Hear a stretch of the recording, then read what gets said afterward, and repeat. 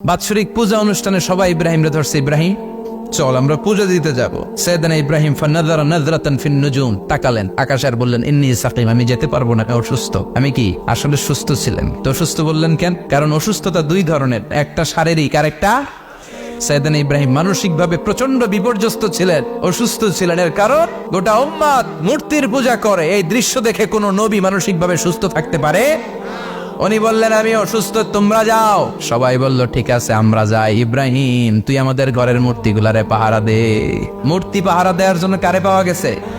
সাইয়েদনা ইব্রাহিম কয় ঠিক আছে আজকে পাহারা দিমু, জন্মের পাহারা, যা তোরা দিতাছি, পাহারা দিতেছি যা। এইবার সাইয়েদনা ইব্রাহিম মূর্তির ঘরে ঢুকলেন। দেখেন কি সুন্দর কথোপকথন আল্লাহ তুলে ধরলেন। আল্লাহু আকবার। মূর্তির ঘরে, দেবীর ঘরে ঢুকে উনি ঘুরে ঘুরে তাকায়, দেখে একটা এমনি হাত আর একটা ব্যাগ করে 14-15টা হাত নিয়ে তাকায় আছে। উনি সবগুলোর সামনে এভাবে তাকায় আছে, দেখে এক একটা এক এক চেহারা, একটা হাতির গণেশ স্টাইলের, আরেকটা এরকম, আরেকটা নারীর, আরেকটা বাঘের, আরেকটা তলোয়ার নিয়ে আইতাছি কোপায় ফেলাম আছে না নাই। সবগুলোর সামনে যায়, যে দেখে আর অবাক হয় কত ধরনের খোদার কাছে এরা কত কিছু চায়। আর যে দেখে প্রত্যেকটার সামনে ডেজার্টস আইটেম, মিষ্টান্ন, এক একটার সামনে রসমালাই, এক একটার সামনে কালো জাম, লাল জাম, রসগোল্লা, চামচাম, দুধ মালাই, মালাই চপ আছে না নাই। জিব্বায় পানি চলে আসছে নাকি? তো সাইয়েদনা ইব্রাহিম অবাক, কিরে এত মূর্তি, এত ডিজাইন, এত ভাবে এরা অঙ্গভঙ্গি করে আছে, এত খাবার দেয়া, খায় না কেন? সাইয়েদনা ইব্রাহিম ভাবলেন মনে হয় নাগাল পাই না, আমি একটু তুল্লা ধরি। উনি রসমালাইয়ের বাটিটা নিয়ে যেটা হা করে আছে ওইটার সামনে যায়, কয় খা। কি কয়? বানাই কইতেছি মনে হয়। ফারাগা ইলা আলিহাতিহিম, মূর্তিগুলোর কাছে গেলেন। ফাকালা আলা তাকুলুন, খাবি না? খাবি না দাঁড়া, আমি কিছু খা। কোরআন থেকে বলছে, ঠিক কি না? উনি ভাবলেন ওরা হয়তো খেতে পারে না, নাগাল পাচ্ছে না, কিংবা আমারে দেখে লজ্জা পাচ্ছে। নিচ থেকে রসমলাইয়ের বাটি তুলে ধরলেন। উনি বললেন খা, আর ওগুলা কয় হা হা করে নিচ্ছে, নড়েও না সরেও না। উনি মুখের সামনে তুলে ধরে বললেন আলা তাকুলুন, খা। সবগুলার সামনে গেলেন, খা খা। কেউ খায় না, ওগুলো হা করে আছে। সাইয়েদনা ইব্রাহিম বললেন খা, কেউ কথা কয় না। উনি বললেন খাবি না কেন? তাইলে কথা ক। এই যে কষ্ট করে উড়াইলি, মুখের সামনে দিলাম, খাবি না কেন? কথা বল। আলা তাকুলুন, খাবি না কেন? কথা বল। মা লাকুম লা তাতাকাল্লামুন, খাবি না কেন? মা লাকুম লা তানতিকুন, হয় খা নয় কথা ক। বলতেই লাগলেন খা খা। প্রত্যেকটা মূর্তির সামনে গেলেন, খা। ওগুলো করে আছে আ, কোনো কথা কয় না। কয় কেন খাবি না? তাইলে কথা ক। খায়ও না, কথাও কয় না। আপনার ছেলে বায়না ধরছে, আব্বা চানাচুর খাও। কি খাম? চানাচুর কিনে দিলেন, এই নে চানাচুর। এখন চানাচুর খায় না। কিরে বাপ খাবি না কেন? কথাও কয় না। খায়ও না, কথাও কয় না। এখন বাকি আছে কোনটা? কথা কর। ফারাগা আলাইহিম দারবাম বিল ইয়ামিন, ডান হাতে কোপানো শুরু করলেন। ইচ্ছা মতো খুশি কিল মারতে মারতে মূর্তিগুলার সাইজ। ফারাগা আলাইহিম দারবাম বিল ইয়ামিন, এক একটা নবীর হাতে জান্নাতি শক্তি দিয়েছে কে? খা নাইলে কথা ক। খায় না, কথাও কয় না, বাকি আছে মায়ের। মারতে শুরু করলেন, মারতে মারতে সব শেষ। তারপরে খুঁজে পেলেন একটা কুড়াল। কি পেলেন? কুড়াল দিয়ে মারতে আরো সুবিধা, খালি এটারে এভাবে মারে, ওইভাবে মারে। মারতে মারতে যতগুলো মূর্তি ছিল সবগুলো মেরে বড় মূর্তিটার গায়ে মারতে যাবে, in the meantime stop, কয় না এটারে মারুম না। ফাজআলাহুম জুদাদান, সবগুলারে টুকরা টুকরা, ইল্লা কাবীর আল্লাহুম, 12টা ছাড়া ওইটারে রেখে দিলেন। আর বুদ্ধি করে কুড়ালটারে বড়টার কান্দে ঝুলাইয়া দিলেন, বড় মূর্তিটার কাদের মধ্যে ঝুলাই দিলেন। ঘটনাটা সুন্দর হয়েছে না? এখন কেমন যেন মনে হয় এটা কুপাইয়া দাঁড়া রয়েছে বাবার বেটার মতো। বড় পূজার শেষ, পূজার দিনক্ষণ শেষ। বিকেল বেলা পূজা মণ্ডপ থেকে সব এসে দেখে সর্বনাশ। পাহারাদার ইব্রাহিম কই, আনতা ফাআলতা হাযা বিআলিহাতিনা ইয়া ইব্রাহিম। ইব্রাহিম সর্বনাশ কে কইছে? তুই কইছত নি? কই আইনো, বড়টাই কইছে, ওইটারে জিজ্ঞেস করো। বল ফাআলাহু কাবীরুহুম হাযা ফাসআলুহুম ইন কানু ইয়ানতিকুন, কোরআন থেকে বলছে, আমি করি নাই। ওই দেখ কুড়ালটা কার কান্দে, বড়টার কান্দে, ওইটারে জিগা। সবাই কই খাইছে। সবাই বলে ইব্রাহিম তুমি কি জানো না এগুলো কথা বলে না?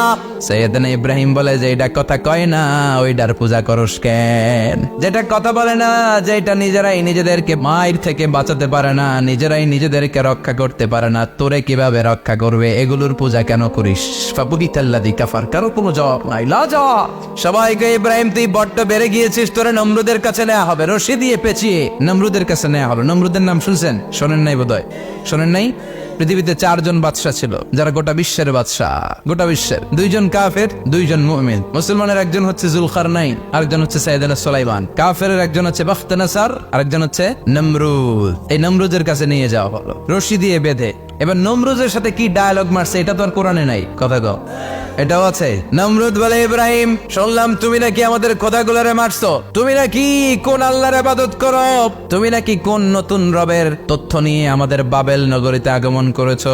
আমি ছাড়া কোনো খোদা আছে বলে তো আমি শুনি নাই, এই বাবেল নগরীতে আমি ছাড়া কোনো খোদা আছে আজকে নতুন শুনলাম। কে তোমার খোদা, কি তার পাওয়ার? এবার ডায়ালগ মারা শুরু করলেন সাইয়েদনা ইব্রাহিম। সাইয়েদনা ইব্রাহিম বললেন, রব্বি আল্লাযী ইউহয়ী ওয়া ইউমীত, আমার রব এমন রব যিনি জীবন দেয় আবার মরণও দেয়। নমরুদ বলে, তাই তোমার আল্লাহ জীবন দেয় মরণ দেয়? আনা উহয়ী ওয়া উমীত। এবার নমরুদ ডায়ালগ মারতেছে, আনা উহয়ী ওয়া উমীত, আমিও তো জীবন দেই আমিও তো মরণ দেই। সাইয়েদনা ইব্রাহিম বললেন, তুমিও যদি আমার আল্লাহর মতো জীবন দাও মরণ দাও তাইলে দেখাও। নমরুদ জেলখানা থেকে দুইজন ফাঁসির আসামিকে ধরে আনলো। ধরে এনে একটা ধারালো ছুরি নিয়ে প্রথম আসামির পেটের ভিতরে ধা করে ছুরিটা ভরে দিয়েছে। ফিনকি দিয়ে রক্ত ছুটলো। লোকটা ছটফট ছটফট ছটফট করতে করতে দুনিয়া থেকে বিদায়। এবার পেট থেকে ছুরিটা বের করে দ্বিতীয় আসামির পেটের মধ্যে ঢুকাতে যাবে, ধা করে। In the meantime stop, ঢুকায় নাই। পেটে ঢুকাইতে যাবে, ঢুকায় নাই। কয়, ইব্রাহিম এই যে দেখো, তোমার সামনে প্রথম লোকটারে আমি মৃত্যু দিলাম, প্রথমটারে দিলাম মরণ, পরেরটারে দিলাম জীবন। তোমার রব যেরকম করে জীবন দেয় আর মৃত্যু দেয়, আমিও জীবন দেই আমিও মৃত্যু দেই। চিল্লায় পড়েন নাউযুবিল্লাহ। সাইয়েদনা ইব্রাহিম বিপদে পড়ে গেলেন। তাই তো, আসলেই তো প্রথম লোকটারে মৃত্যু দিল, দেয় নাই? কথা কর, ছুরি মেরে রক্ত বের করে ওর মৃত্যু দেয় নাই? পরের লোকটারও একই ভাবে মৃত্যু দিতে যে সেখান থেকে বাঁচিয়ে জীবন দিল। বেজাল আছে না নাই? এবার সাইয়েদনা ইব্রাহিম বলে, ফাইন্নাল্লাহ ইয়াতি বিশ-শামসি মিনাল মাশরিকি ফাতি বিহা মিনাল মাগরিবি ফাবহিতাল্লাযী কাফার। সাইয়েদনা ইব্রাহিম বললেন, বুঝলাম তুমি আমার আল্লাহর মতো জীবন দাও, বুঝলাম তুমি আমার আল্লাহর মতো মরণ দাও, কিন্তু নমরুদ খেয়াল করে শোনো, আমার আল্লাহ প্রতিদিন সকাল বেলায় পূব আকাশ থেকে জল জলে সূর্যটা উঠায়। তোমার যদি এরকম কোনো ক্ষমতা থাকে, তুমি আগামীকাল সকাল থেকে পূর্ব দিক থেকে সূর্য না উঠিয়ে পশ্চিম দিক থেকে সূর্যটা উঠাও। ফাবহিতাল্লাযী কাফার। এবার ধরা গেছে। এবার জায়গার মধ্যে ধরা, একেবারে স্টপ, লা জবাব। নমরুদের মুখে কোনো জবাব নাই। এবার নমরুদের মেজাজ নরম নাকি গরম? কথা কন। গরম মেজাজ নিয়ে কয়, হাররিকু, এটারে আগুনে জ্বালা, এটারে আগুনে ফেল। নমরুদ বুঝে নাই যে আগুনের মালিক কে। বিশাল আগুনের কুণ্ডলি পাকিয়ে সাইয়েদনা ইব্রাহিমকে আগুনের মধ্যে ফেলে দেয়া হলো। হাতের মধ্যে রশি, পায়ের মধ্যে রশি, সারা দেহের মধ্যে রশি পেঁচিয়ে আগুনের কুণ্ডলিতে ফেলে দেয়া হলো। মুহূর্তের মধ্যে আগুনের প্রজ্বলন শক্তি ওই রশিগুলোকে জ্বালিয়ে পুড়িয়ে সারখার করে দেয়, কিন্তু সাইয়েদনা ইব্রাহিমের দেহের একটা পশমও জ্বালায় না। যে রশি দিয়ে টাইট করে পাচ্ছে, ওনার দেহের সাথে লাগানো টাচ করা রশি, ওই রশি জ্বলে যায়, কিন্তু সাইয়েদনা ইব্রাহিমের পশম জ্বলে না। চিল্লায় পড়েন আল্লাহু আকবার। সাইয়েদনা ইব্রাহিম বসে রইলেন। নমরুদ কয়, আরো আগুন জ্বালা, এলাকার বড় বড় গাছগুলো, তক্তাগুলো কেটে আগুনের কুণ্ডলিতে ফেল। তক্তা লাকড়িগুলো আগুনের কুণ্ডলিতে ফেলা মাত্র দাউ দাউ করে লাকড়িগুলোকে, তক্তাগুলোকে আগুন জ্বালিয়ে দেয়, কিন্তু সাইয়েদনা ইব্রাহিমকে জ্বালায় না। সুবহানাল্লাহ। আগুনের মালিক কে? ওই আল্লাহ আজও আছে না নাই?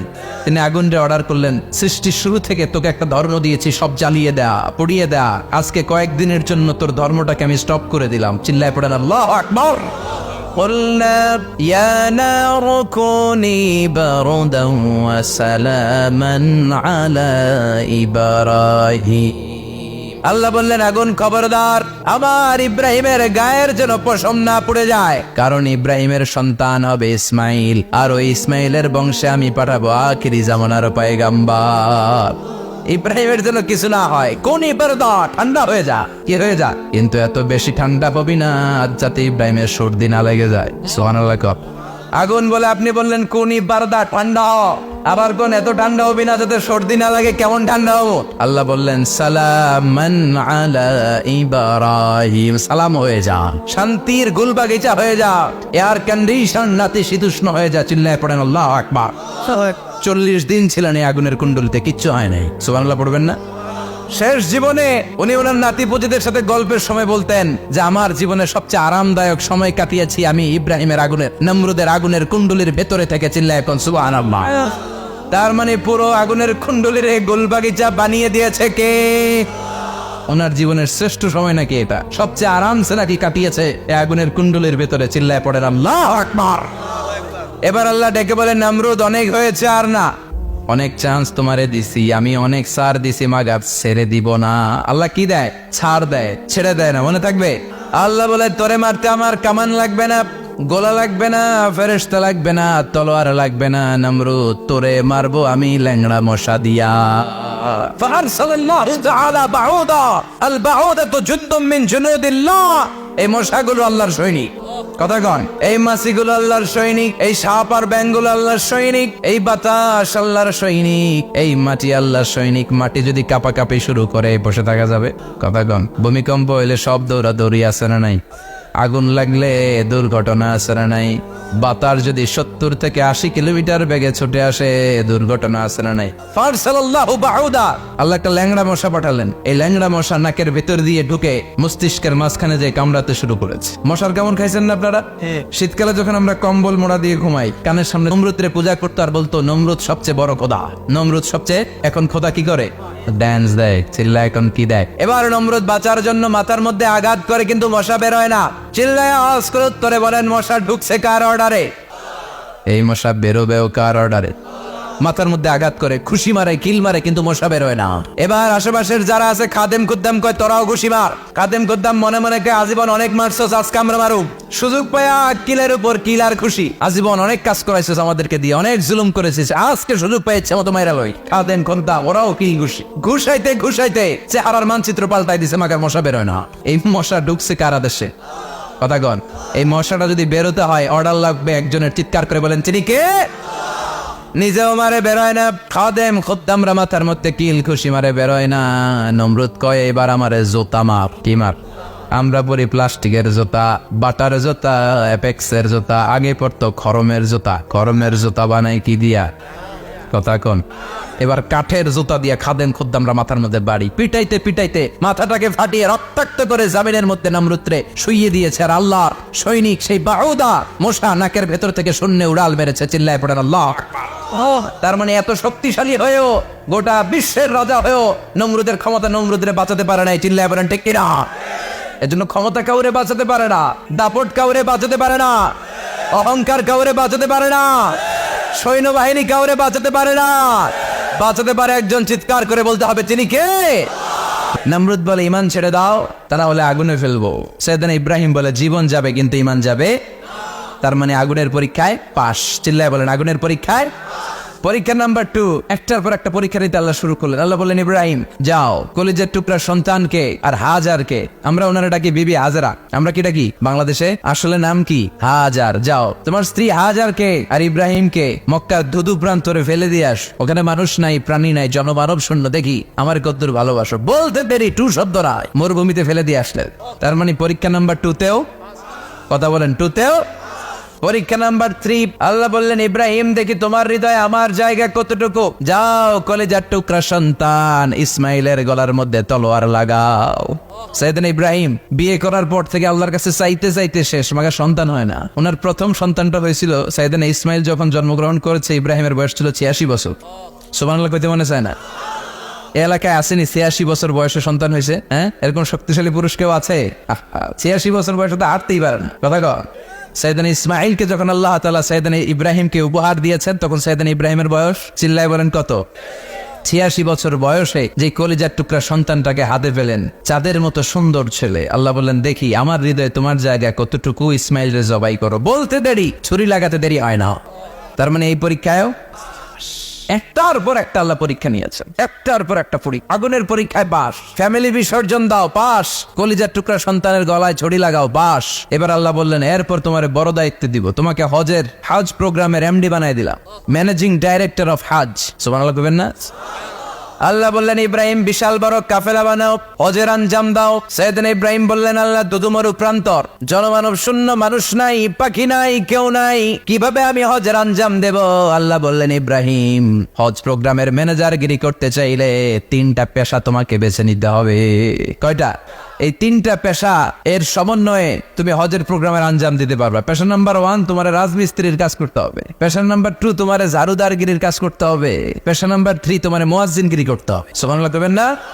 وَإِذْ يَرْفَعُ إِبْرَاهِيمُ الْقَوَاعِدَ مِنَ الْبَيْتِ وَإِسْمَاعِيلُ رَبَّنَا تَقَبَّلْ مِنَّا إِنَّكَ أَنْتَ السَّمِيعُ الْعَلِيمُ। সাইয়েদনা ইব্রাহিম আর কলিজার টুকরা সন্তান ইসমাইলকে নিয়ে রাজমিস্ত্রির কাজ শুরু করে দিলেন। আল্লাহু আকবার। কাবা ঘর ভেঙে চুরমার, বাপ বেটা মিলে রাজমিস্ত্রির কাজ, পাথর কেটে কেটে বাপ বেটা মিলে কাবা ঘর বানায়। পেশা নাম্বার 1 শেষ। পেশা নাম্বার 2 ঝাড়ুদারগিরি। পেশা নাম্বার 2 কি? আল্লাহ বললেন তাহহিরা বাইতিয়া লিত-তাইফিনা ওয়াল আকিফিনা ওয়ার রুকাইস সুজুদ। মসজিদেরি ঝাড়ু বারদার হোক আমারে হাতে, শোনো আমারে মোনাজাত, শোনো শোনো ইয়া ইলাহি আমারে মোনাজাত, শোনো আমারে মোনাজাত। পড়েন আমিন। আল্লাহ বললেন তাহেরা পরিষ্কার করো মানে ঝাড়ু দাও, বাইতি আমার কাবা ঘর, লিত্তাইফিনা তাওয়াফকারীদের জন্য, ওয়াল আকিফিনা ইতিকাফকারীদের জন্য, ওয়ার রুকআইস সুজুদ রুকুকারীদের জন্য, সিজদাকারীদের জন্য ঝাড়ু দাও। বাপ বেটার রাজমিস্ত্রিগিরি শেষ, এবার ঝাড়ুদারগিরি শুরু। সুবহানাল্লাহ বলেন। এরপর আল্লাহ বললেন 3 নম্বরে মুয়াজ্জিনগিরির কাজ করো। ওয়াআযিন ফিন-নাসি বিল হাজ্জি ইয়াতুকা রিজালান ওয়া আলা কুল্লি দামিরি ইয়াতিনা মিন কুল্লি ফাজ্জিন আমিক। ঘর বানিয়েছেন, এই ঘরে তোমরা হজ করতে আসো। সাইয়েদনা ইব্রাহিম বললেন আল্লাহ আমি আর আমার পোলা ছাড়া কেউ নাই। কেউ আছে? মানুষ নাই, আপনারা কেউ নাই, আমি কার সামনে আযান দেব? আমি কার সামনে ঘোষণা দেব? আল্লাহ মানুষ নাই, প্রাণী নাই, পাখি নাই, দৃশ্যমান কিছু নাই, কোথায় আমি ঘোষণা দেব? আল্লাহ বললেন দাঁড়াও, দাঁড়িয়ে তুমি আজান দাও, ঘোষণা দাও। তোমার এই আজানের আওয়াজটা গোটা বিশ্বের সব মানুষের কানের ভেতরে আমি আল্লাহ পৌঁছে দেবো। আযিন ফিন-নাস বিল হজ, হজের আজান দাও। উনি আজান দিলেন আইয়ুহান নাস ইত্তাখাযাল্লাহু বাইতান ফাহুজ্জু। আল্লাহ একটা ঘর বানিয়েছে, যাদের সামর্থ্য আছে হজে আসো। সুবহানাল্লাহ পড়ে। তৎকালীন সময়ে গোটা বিশ্বে যারা ছিল সবার কানের ভেতরে এই ঘোষণাটা মানে আজানটা পৌঁছে দিয়েছে কে? আমরা তখন ছিলাম পৃথিবীতে, কইছিলাম ফি আলামিল আরওয়াহ, রূহের জগতে। রূহের জগতেও আল্লাহ তাআলা আমাদের কানে পৌঁছে দিয়েছেন। রূহের জগতে থেকে এই আজান শুনে আমরা যারা লাব্বাইক বলার সুযোগ পেয়েছি তাদেরকে এই দুনিয়াতে হজের নসিব আল্লাহ করে দিবেন। তার মানে হজ প্রোগ্রামের ম্যানেজার। সুবহানাল্লাহ পড়েন। পরীক্ষা কারে কয়? কত প্রকার কি কি। হজ প্রোগ্রামের ম্যানেজার বানাইলেন, ম্যানেজিং ডাইরেক্টর, মহাব্যবস্থাপক। হজের আঞ্জাম দাও, আর হজের আঞ্জাম দিতে যে তোমাকে প্রথমে রাজমিস্ত্রির কাজ করা লাগবে 5, ঝাড়ুদার গিরির কাজ করা লাগবে 5। আল্লাহর নবী উলুল আজমি মিনার রাসূল মসজিদ ঝাড়ু দেয় না, আমরা মসজিদ পরিষ্কার করতে চাই না, আছে না নাই? বালু দেখলেই মুয়াজ্জিনের গালি, কথা কন। মসজিদে ময়লা দেখলেই খাদেমের 14 গোষ্ঠী উদ্ধার করে ছাড়ে, আর নিজে পশ্চিম দিকে পড়ে আসারও খায়, আছে না নাই? মসজিদ ঝাড়ু দেওয়া শুধু মুয়াজ্জিনের কাজ, খাদেমদারের কাজ। মসজিদ পরিষ্কার রাখা আমাদের সবার কাজ। চিল্লায় এখন ঠিক কিনা? যাদের অন্তরে জ্বালা যন্ত্রণা, যাদের দোয়া কবুল হয় না, আপনি মসজিদ ঝাড়ু দিয়ে দেখেন মুহূর্তে দোয়া কবুল হয়ে যাবে। অন্তরের জ্বালা যন্ত্রণা দূর হয়ে যাবে, অন্তরের অহংকার নিমিষে কেটে যাবে। তার মানে আল্লাহ বললেন রাজমিস্ত্রি হও, সেটাও হলেন, ঝাড়ুদার হও, সেটাও হলেন, আজান দাও, সেটাও হলেন। তার মানে হজের যে পরীক্ষা নিলেন এটাতেও, কথা কন, শুনতেছেন? 4টা ভয়ঙ্কর পরীক্ষা নিলেন, 4টাতে পাস। পরীক্ষা নাম্বার 5। আল্লাহ বললেন ইব্রাহিম বয়স কত? সাইয়েদনা ইব্রাহিম বললেন 80 বছর। আল্লাহ বললেন নিজ হাতে নিজের সুন্নতে খাতনা সেরে দাও। সহিহ বুখারীর বর্ণনা, ইখতাতানা সাইয়েদনা ইব্রাহিম আলাইহিস সালাম ওয়া হুয়া ইবনু 80 সানা বিল কদুম। বুখারীর বর্ণনা 80 বছর বয়সে কুঠার দিয়ে লজ্জাস্থানের সামনের চামড়াটা কেটে নিজ হাতে নিজের সুন্নতে খাতনা সেরেছে। এমনি এমনি আল্লাহর প্রিয় হন নাই, এমনি এমনি গোটা বিশ্বের মানুষদের লিডার হন নাই। পরীক্ষার পর পরীক্ষা দিয়ে তিনি আল্লাহর সম্মানের চেয়ারে আসীন হয়েছেন। চিল্লায় বলেন ঠিক কিনা? এজন্য আল্লাহ বললেন ওয়াইয ইবতালা ইব্রাহিম রাব্বুহু বিকালিমাতিন ফাতাম্মাহুন্না ক্বালা ইন্নী জাইলুকা লিন-নাসি ইমামা। ও নবী স্মরণ করুন সেই সময়ের কথা যখন আমি আমার খলিল ইব্রাহিমকে অনেকগুলো পরীক্ষা নিয়েছিলাম, আর প্রতিটি পরীক্ষায় আমার খলিল সফলতার সাথে উত্তীর্ণ হয়েছিল। ফলাফল স্বরূপ আমি ইব্রাহিমকে জানিয়ে দিলাম, যাও ইব্রাহিম, গোটা বিশ্বের মানুষের জন্য তোমার নেতা বানাইয়া দিলাম। তিনি আমাদের নেতা, leader of the all human being on earth. পৃথিবীতে যারা আছে সবার নেতা। চিল্লা এখন ঠিক কিনা? এত বরকতের মানুষ, এত বরকতের ফ্যামিলি, ওনার ফ্যামিলি যেখানে তাকিয়েছে ওইখানে বরকত, যেখানে পা লেগেছে ওইটা বরকত, যেই মাটিতে হাত দিয়েছে মাটিটারে সোনা বানিয়ে দিয়েছে কে? সাইয়েদনা ইব্রাহিমের পা লেগেছিল একটা পাথরে, ওই পাথরটারে মুসল্লা বানিয়ে দিল কে? ওয়াত্তাখিযু মিন মাকামি ইব্রাহিম মুসাল্লা। আল্লাহ বললেন ইব্রাহিমের দাঁড়ানোর জায়গার পাথরটারে তোমরা মুসল্লা বানিয়ে নাও। হজ করছেন কারা কারা দেখি, অথবা উমরা, আরো বাড়ছে উমরা করতে, মাশাআল্লাহ। যাদের হাত ওঠে নাই এরাও যেন আল্লাহ অতি শীঘ্রই হজ করতে পারে, উমরা করতে পারে। আহারে কি বরকতের জায়গা, আল্লাহ বারবার নসিব করো তুমি। কি বরকতের জায়গা। প্রতিদিন 120টা রহমত নাজিল হয় এই কাবা ঘরকে কেন্দ্র করে। সিত্তুন আলী তাইফিন, 60টা রহমত যারা খালি তাওয়াফ করে। এই তাওয়াফের ইবাদতটা ওই জায়গা ছাড়া পৃথিবীর কোথাও করা যায়? কথা বলেন। এজন্য 60টা রহমত যারা তাইফিন তাওয়াফ করে, আর বাঈনা লিল মুসাল্লিন, আর 40টা রহমত যারা কাবা ঘরে নামাজ পড়ে। 40 আর 60 100, বাকি রইল কয়টা? ওয়ালা 20 লিন-নাযিরিনা ইলাল কাবা। বাকি 20টা যারা তাওয়াফও করে না, সালাতও পড়ে না, খালি কাবা ঘরের দিকে তাকায় থাকে। কাবা ঘরের দিকে ফেল করে তাকায় থাকলো, আমলনামায় 20টা রহমত নাজিল করে কে? এত বরকতের ফ্যামিলি। সাইয়েদনা ইব্রাহিম সন্তান হলো ইসমাইল, স্ত্রীর নাম হাজার। 3 জনের ফ্যামিলি। চিল্লা বলেন কয়জন? এই 3 জনের ফ্যামিলির এত বরকত, যেই জায়গায় হাত লেগেছে জায়গাটারে বরকতময় করেছে কে? যেখানে পা লেগেছে বরকত দিয়ে ভরে দিয়েছে কে? সাইয়েদনা ইব্রাহিম রাজমিস্ত্রিগিরি যখন করতেছিলেন, বানাতে বানাতে আর নাগাল পায় না। আল্লাহ বলে এই পাথরটার উপরে দাঁড়াও। উনি দাঁড়ালেন। এবার যতটুকু উপরে ওঠা লাগে পাথরটা অটোমেটিক্যালি উপরে উঠে যায়, যতটুকু নামা লাগে অটোমেটিক্যালি নিচে নেমে যায়। পৃথিবীর কোন পাথরে আপনি ইচ্ছা মতো লাথি মারলো এখানে পায়ের দাগ পড়বে না। সাইয়েদনা ইব্রাহিম ওখানে দাঁড়ানোর সাথে সাথে উনার ফুটপ্রিন্ট পাথরের মধ্যে লেগে যায়। কাবা ঘরের পাশে গোটা বিশ্বের মানুষের কাছে চিরম্লান করার জন্য, চিরস্মরণীয় করে রাখার জন্য কাবা ঘরের পাশে আল্লাহ এই পাথরটার স্থান দিয়েছেন। মাকাম ইব্রাহিম। বিশ্বনবী তাওয়াফ করার পরেই ওই জায়গায় 2 রাকাত নামাজ পড়তেন। আপনারাও যারা হজ উমরা করবেন, তাওয়াফ করার পরেই মাকাম ইব্রাহিমে 2 রাকাত সালাত পড়া সুন্নাত। তার মানে পা লাগছে, ওইটা হয়ে গেছে আমগো মুসাল্লা। সাইয়েদনা ইব্রাহিমের পা যেখানে লাগছে ওইটা আমাদের কি? সুবহানাল্লাহ কইবেন না? আর ওনার ছেলের পা যে জায়গায় লাগছে ওটা হয়ে গেছে জমজমের কুয়া। ছোট্ট বাচ্চা ইসমাইলকে রেখে দিয়ে আমরা যারা বলি বিবি হাজেরা, আসলে হাদিসের ভাষায় হাজার, তিনি সাফা পাহাড় থেকে মারওয়া পাহাড়ে দিলেন দৌড়। কোথায় পানি? পানি নাই। মরুভূমির বালির মধ্যে সূর্যের তাপ যখন পড়ে যায়, মরিচিকার মতো ঝলসানির একটা দৃশ্য ভেসে ওঠে, মনে হয় সাগরের পানি, আসলে পানি নাকি। তিনি সাফায় যায়, যে দেখে পানি নাই। মারওয়াতে যায়, যে দেখে পানি নাই। পানির সন্ধানে হাজার আলাইহিস সালাম 7 বার 2 পাহাড়ের মাঝখানে দৌড়াদৌড়ি করলেন। ওই পাহাড়ের মাঝখানে এই মহিলার পায়ের ছাপ লেগে গেল। এই দৌড়াদৌড়িটা আরশের উপর থেকে আল্লাহ এত সুন্দর উপভোগ করেছেন। আল্লাহর কাছে এই মহিলার দৌড়াদৌড়িটা এত ভালো লেগেছে, কিয়ামত পর্যন্ত সব হাজিদের জন্য এই জায়গায় দৌড়াদৌড়িটা আল্লাহ ওয়াজিব করে দিয়েছে। এই জায়গায় দৌড়াদৌড়ি না করলে হজ হবে না, উমরা হবে না। এই দৌড়াদৌড়িটা, মহিলাটার স্যাক্রিফাইস, হৃদয়ের আবেগ আর ভালোবাসাটা আল্লাহর কাছে এত পছন্দনীয় হয়েছে, কিয়ামত পর্যন্ত আল্লাহ চান সবাই দৌড়াবে, আমি উপর থেকে দেখবো। ওয়াজিব করে দিলেন। যার পা যেই জায়গায় লাগছে খালি বরকত। হঠাৎ কল কল কল কল আওয়াজ শুনতে পেলেন। সাফা মারওয়া থেকে দৌড়ে আসলেন কাবার কাছে। এসে দেখলেন ফেলে রাখা দুধের বাচ্চা ইসমাইলের পায়ের ধাক্কায় জমিন থেকে পানি বের হতে শুরু করেছে। কল কল কল কল আওয়াজ। ওনারা আরবি ভাষা জানতেন না। সাইয়েদনা ইব্রাহিম, ইসমাইল, হাজার এরা সুরিয়ানি ভাষার মানুষ ছিলেন। সুরিয়ানি ভাষায় উনি বসে পানি যাতে মরুভূমির বালুতে লেগে শুকিয়ে না যায়, বালু দিয়ে বাঁধ দিতেছে। আমরা বাঁধ দেই না পানি আটকানোর জন্য? দেখেন নাই মনে হয়? দেখেন নাই? পানি আটকানোর জন্য বাদ দেই আমরা। হাজার এসে বালু দিয়ে বাদ দিতেছে নিজে নিজে, আর নিজের সুরিয়ানি ভাষায় বলতেছে জাম জাম, মানে থাম থাম, পানি যাস না তুই। জাম মানে কেফ কেফ, স্টপ স্টপ, থাম থাম, আর পানি চলে যাস না, থাম থাম। ওনার মুখ নিঃসৃত এই জাম জাম শব্দ দুইটা আল্লাহ এত পছন্দ হয়েছে, কিয়ামত পর্যন্ত আল্লাহ এই কুয়ার নাম জামজামের কুয়া করে দিয়েছে। বরকত আর বরকত। ছেলেকে মিনার প্রান্তরে রেখে জবাইয়ের দৃশ্যটা আল্লাহর ভালো লেগেছে। কিয়ামত পর্যন্ত ঈদুল আজহাতে সবাই আমরা প্রাণী শুইয়ে এরকম জবাই করব, এটা আল্লাহ ওয়াজিব করে দিয়েছে। তার মানে এমন ফ্যামিলি খালি বরকত আর বরকত। আর আল্লাহ বললেন এই ফ্যামিলিতে আমি কিতাবও দিয়েছি, নবুয়তও দিয়েছি। ওয়াজআলনা ফি যুররিয়াতিহিন নুবুওয়াতা ওয়াল কিতাব। সাইয়েদনা ইব্রাহিমের ফ্যামিলির ভেতরে আমি নবুয়ত দিয়েছি, কিতাব দিয়েছি। এই পৃথিবীতে যত নবীর নাম আপনি বলবেন সবগুলো সাইয়েদনা ইব্রাহিমের নাতিগুতি। লক্ষাধিক নবী পৃথিবীতে, 5-7 জন ছাড়া। কজন ছাড়া? উপরের 5-7 জন ছাড়া যত নবী আপনি নাম বলতে পারবেন, যাদের নাম জানি কিংবা জানি না, সব সাইয়েদনা ইব্রাহিমের বংশধর, ওনার নাতিপুতি। ওনার আল্লাহ 86 বছর বয়সে দিলেন সাইয়েদনা ইসমাইল আলাইহিস সালামকে। ওনার বয়স যখন 100 তখন দিলেন সাইয়েদনা ইসহাক আলাইহিস সালামকে। তাহলে ওনার প্রথম ছেলের নাম?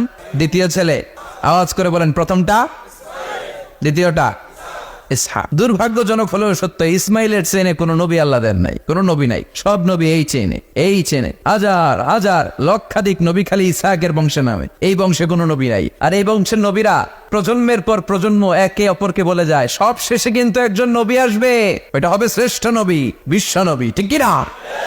একের পর এক নবুয়ত আল্লাহ এই চেনে দিলেন। ইসহাকের চেইনে, সাইয়েদনা ইসমাইলের চেইনে কোনো নবী নাই। এত নবী এখানে এসেছে, এরা ভেবেই নিয়েছে ওই যে শেষ নবী, যেটা শ্রেষ্ঠ নবী, এটা ওইখানে আসবে। কিন্তু আস্তে আস্তে হাজার হাজার লক্ষাধিক নবী আল্লাহ এইখানে পাঠিয়ে সাইয়েদনা ঈসা আলাইহিস সালামের পরে আল্লাহ স্টপ মেরে দিলেন। স্টপ মেরে দিয়ে 570 বছর পরে শ্রেষ্ঠ নবীটারে আল্লাহ এই চেনে পাঠিয়ে দিলেন। এজন্য আমরা হচ্ছি বানি ইসমাইল। আমরা কি? বিশ্বনবী হচ্ছেন বানি ইসমাইল, বিশ্বনবী কি? আর এরা হচ্ছেন বানি Israil. Changing the leadership from বানি ইসরাইল টু বানি ইসমাইল। এজন্য অহংকারীদের পরিণাম শুভ হয় না। এরা নবী পেতে পেতে এই প্রজন্ম অহংকারী হয়ে উঠেছিল আর গালি দিচ্ছিল এই চেইনটা আটকুরা চেইন, নবী আসার দিক থেকে এই চেইনে কোনো নবী নাই, সব নবী এই চেইনে আমরা পাই, আর শ্রেষ্ঠ যে নবীটা আসবে সেটাও এই চেইনে আসবে। আল্লাহ কয় না, আমি খেলা উল্টায় দিব, সব নবী এখানে পাঠালেও শেষ নবী আমি এখানে পাঠাবো না। শেষ নবী আল্লাহ তাআলা সাইয়েদনা ইসমাইলের চেইনে পাঠিয়ে দিয়েছেন। চিৎকার করে পড়েন আল্লাহু আকবার। এজন্য সাইয়েদনা ইব্রাহিমের জীবনী থেকে কি কি শিক্ষা গুনতে শুরু করেন? নাম্বার 1, আল জিহাদু দিদ্দা শিরক। ওনার জীবন থেকে প্রথম শিক্ষা হচ্ছে শিরকের বিরুদ্ধে জিহাদ। মুমিনের জীবনে জিহাদ চলবে কিসের বিরুদ্ধে?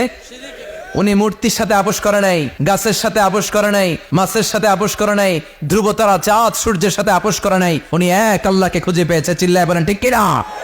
আল্লাহ সব গুনাহ ক্ষমা করে, শিরকের গুনাহ ক্ষমা করে। 2 নাম্বার শিক্ষা হচ্ছে সত্যকে অন্বেষণ করতে হবে। ওইটা আমার বাবার বিরুদ্ধে যাক, ওইটা আমার দাদার বিরুদ্ধে যাক, ওইটা আমার দলের বিরুদ্ধে যাক, ওইটা আমার মতের বিরুদ্ধে যাক, সত্য যেখানে আমিও সেখানে। চিল্লা এখন ঠিক কিনা? এটা হচ্ছে সাইয়েদনা ইব্রাহিম আলাইহিস সালামের ইমানের স্পিরিট। শিরকের বিরুদ্ধে মুমিন জিহাদ করবে। সত্য যেখানে আছে মুমিন তালাশ করে সেটাকে ছিনিয়ে আনবে।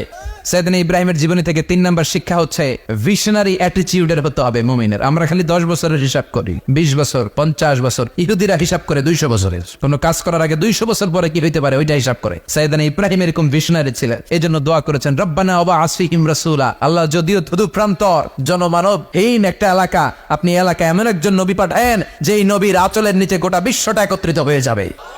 কবুল করলেন কে? কি ভিশন দেখছেন, কি ভিশনারি অ্যাটিটিউড। তিনি তখন থেকেই বিশ্বনবীকে দেখতে পেয়েছিলেন। এজন্য ভিশনারি অ্যাটিটিউডের হন, স্বপ্নবাজ হন। স্বপ্ন সেটা না যেটা মানুষ ঘুমিয়ে ঘুমিয়ে দেখে, স্বপ্ন সেটা যেটা অর্জনের আকাঙ্ক্ষা মানুষকে ঘুমাতে দেয় না। এটা ছিলেন সাইয়েদনা ইব্রাহিম, ভিশনারি অ্যাটিটিউডের ছিলেন। 4 নাম্বার শিক্ষা, যোগ্য প্রজন্ম তৈরি করে যাওয়া। উনি কি প্রজন্ম তৈরি করছে দেখেন। প্রথম ছেলে ইসমাইল, দ্বিতীয় ছেলে ইসহাক। ইসহাকের চ্যানেলে বনি ইসরাইলের সব নবীরা আসলো, আর এই চ্যানেলে বিশ্ব নবী আসলো। তার মানে বাপকা বেটা সিপাহিকা ঘোড়া। প্রজন্ম তৈরির দরকার আছে না নাই? শিরকের বিরুদ্ধে লড়াইয়ের দরকার আছে না নাই? আর নবীদেরকে মডেল হিসেবে মানার দরকার আছে না নাই? আমাদের মডেল কি কবিরা না নবীরা? নায়করা না নবীরা? নেতা নেত্রীরা না নবীরা? আমরা যেন নবীদেরকে মডেল হিসেবে মেনে জান্নাতে উপযুক্ত হতে পারে। আল্লাহ তুমি তৌফিক দান করো।